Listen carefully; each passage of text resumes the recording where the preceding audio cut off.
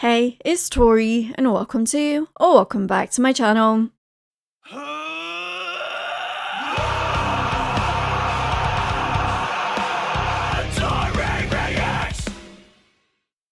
Today we welcome Zoe from Cradle of Filth to the channel. How are you doing today?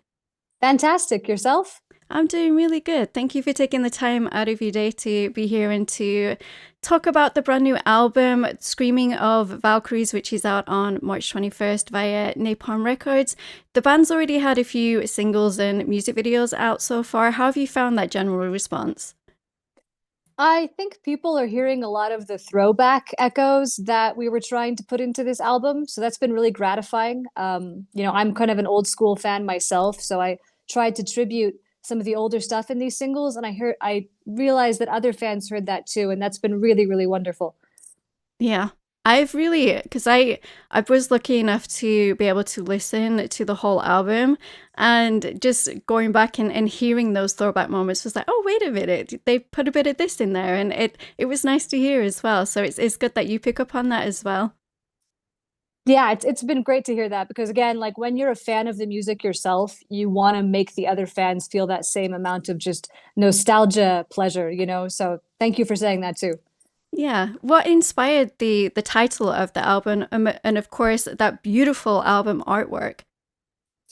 Well, Dan names the albums, of course, Danny Filth. Hmm. And according to him, the title of this album has to do with, really the heavens being rendering, heaven torn asunder, the current state of the world, the screaming of the Valkyries, just like this abject sense of despair at current events. This is his words, of course. That being said, the album lyrically kind of ends on a hopeful note. So I think he's going through the full spectrum of despair back to hope. Which you kind of need that. You need that little glimpse of hope, especially with everything that is happening right now. And I feel we as a society are also fed so much because we have these little black boxes that we carry around, these phones, that we have with us all the time. And you need that little glimpse of hope. So I'm really glad the album did end that way. Could you tell us in your own words what the album is about and what it means for you personally? For me personally, the hope aspect of it all that comes through in Dan's lyrics was really impactful for me. In particular, one song, Non Omnis Moriar, to me, that's some of Danny's best lyrics. Kind of in the same vein as last album's Discourse Between a Man and His Soul. It's very introspective. It's very accepting of the future, accepting of the eventuality of all things and how all things end at some point. But also, the title means I shall not wholly die. Nothing is ever really completely gone. So Mhm. I really, really love that track. And I think that track is kind of emblematic of the whole album for me. Yeah. No, you're right, because especially if you have kids of your own and then they have children, and your memory just tends to live on through them, or even through other sides of the family, or just whatever stories. And it's especially for you guys as musicians, your art then lives on for hopefully for forever. And it's such it's kind of a weird thought that after you're gone, your music is still going to be here and it's still going to be hopefully inspiring so many people. Well, there's that saying, what you do for yourself dies with you. What you do for others remains forever. Yeah, I love that. I think that's the first time I've heard that saying. Yeah, it's really awesome. But it's also, that's what I love about Danny and his lyrics is that he's not afraid to talk about the end, and that, because it's inevitable, it's going to happen. Yeah. And I think that there's a maturity and a sensibility that comes with being able to approach art from that perspective. Because, of course, art can come from a youthful perspective, Hmm. which is, of course, where heavy metal was born out of youth angst. Yeah. Yep. And that's fantastic too. But you also have to go all the way to the other side of the life experience and say there is power and there is beauty and there is grace in the end as well. Yeah, I agree, and it also makes it little bit less scary to think about, I think. What All did things are the beautiful. Yeah. I agree. What did the creative process look like for this album when it comes to like obviously writing the lyrics and with you the composing of your key parts and things like that? This album was a long distance collaboration, like a lot of bands do these days. So it's a lot of trading emails and Dropbox links.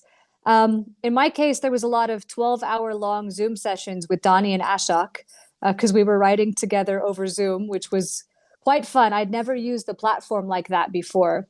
And some songs started off with some keys ideas first, like Malignant and White Hellebore started off with keys ideas. Other songs started off guitars first, like Ex Sanguine Draculae, and the opening track to Live Deliciously is obviously a very guitar driven song. So it all depended on where in the collaborative process I felt inspired to come in, basically. So every song was a little bit different in terms of the stages that came together, but I think overall it really worked out well, and it was a lot of fun to collaborate with the guys. Yeah. And I bet it's especially now that we're post COVID and we have all of this technology at our hands. And do you find it's a little bit easier to do it that way, or would you prefer to be all together in one space? I think a mix of both is my personal preference, because collaborating over the internet can be nice in that you have a chance to pause and reflect on things. Hmm.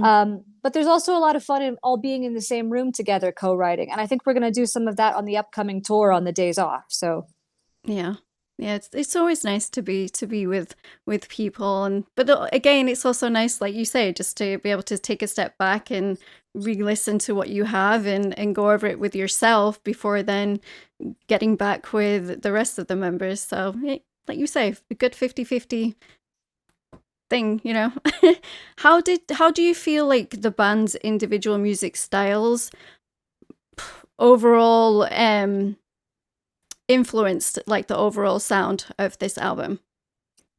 well, we all have our old school influences going on. Dougal, our bass player, Daniel Firth, we call him Dougal. You can hear his influence from Judas Priest and Iron Maiden, say, because those are some of his favorite bands. I think he has excellent taste in music, by the way. Go Dougal.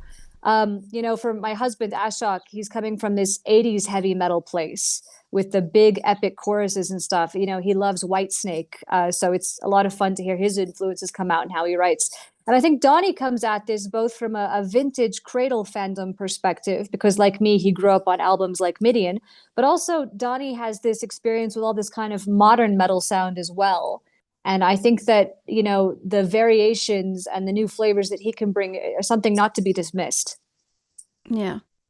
But what do you think, like the overall message or emotion that you guys hope that the listeners will pick up from this album? I think, again, I can't speak entirely for Danny because these are his lyrics. Hmm. But my interpretation of them, as I said, is, the world is being torn apart right now. The Valkyries are screaming, but the hope is very much present there. And there's a way to find art and beauty even in the midst of despair. And I think that it's really beautiful the way he's put that across the lyrics. Yeah. Where do you personally draw your inspiration from? My biggest inspirations in life are first and foremost my daughter.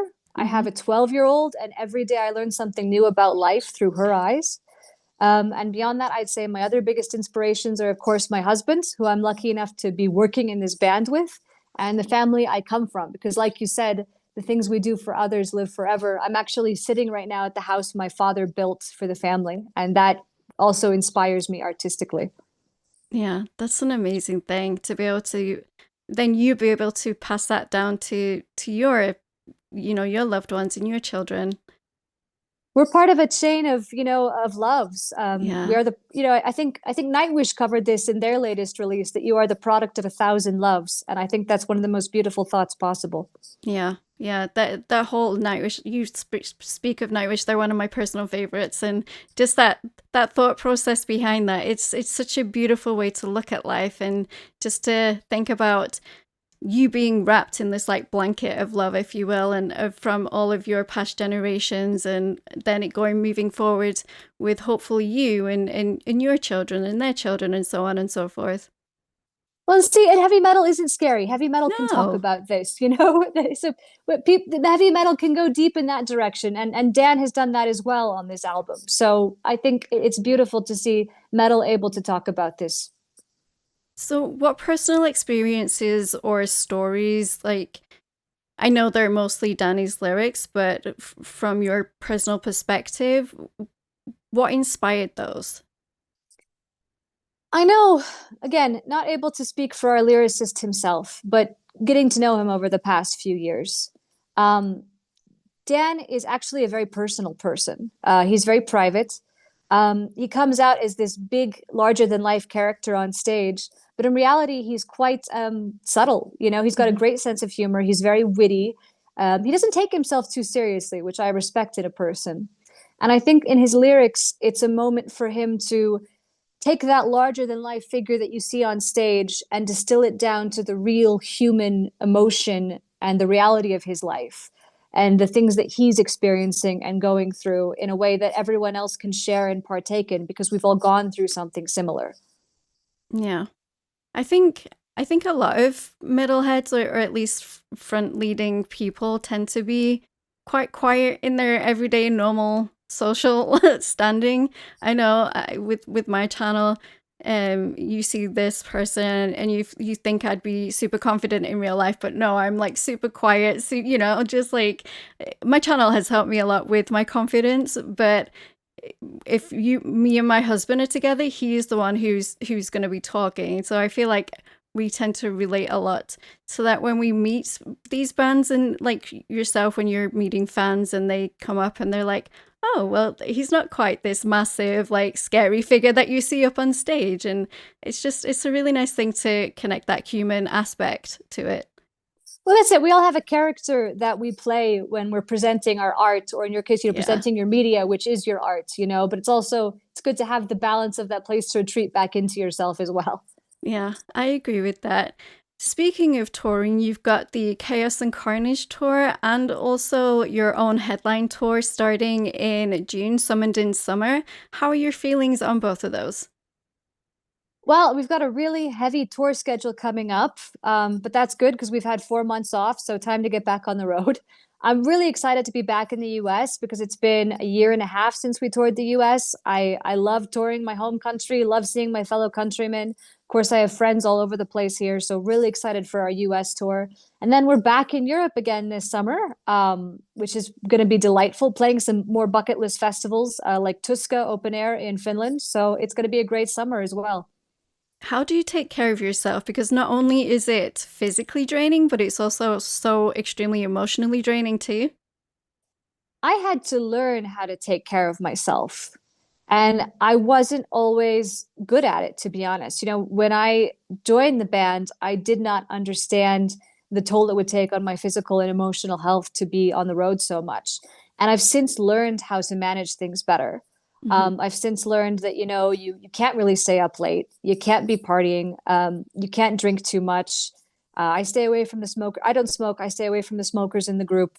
I get enough sleep. That was a learning curve for me, though, admittedly, because this band has been on the road so much over the past 3 years, and I've had to adjust my body and mind to being on the road as well. Hmm. Well, and I think also as we grow and mature, we tend to realize that going out and partying isn't all it's cracked up to be either. It's really not. I mean, we have this expression on the road called Roadie Friday, which is when you Hmm. don't have a show the next day, so you and the crew can kind of kick back with some beers. But I've learned since then that Roadie Friday still needs to end about the same time I'd be going to bed normally. Exactly, exactly. I'm the same. I think it's speaking to so many musicians while doing this for my channel, and just hearing that sleep, sleep, sleep. It's the best thing for the body and for the mind, and just to reset and get your rest. Hmm. So I'm not going to keep you much longer, Zoe. Do you have any last words for people watching this interview, just of general thanks or anything like that?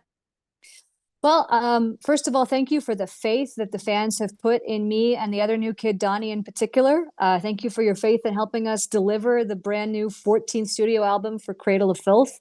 It feels amazing to be part of it, and I hope everyone gets to experience that same nostalgia and that same excitement that I did when I heard my first Cradle of Filth albums. Well, thank you so much, Zoe, for being here. Guys, I will leave all the links where you can find Cradle of Filth down below in the description, along with that pre-order link. Go ahead and pre-order the album. I have personally listened to it. It is fantastic. You will not regret it. Again, Zoe, it's been a real pleasure. Thank you. Likewise. Have a good day. You too. Bye, guys. Don't forget to like and subscribe to become a Taurian. Speaking of becoming a Taurian, all of my social media links and my Discord link are down below in the description. We'd absolutely love to have you come hang out in the Discord community, and I will see you guys in the next video. Rock on.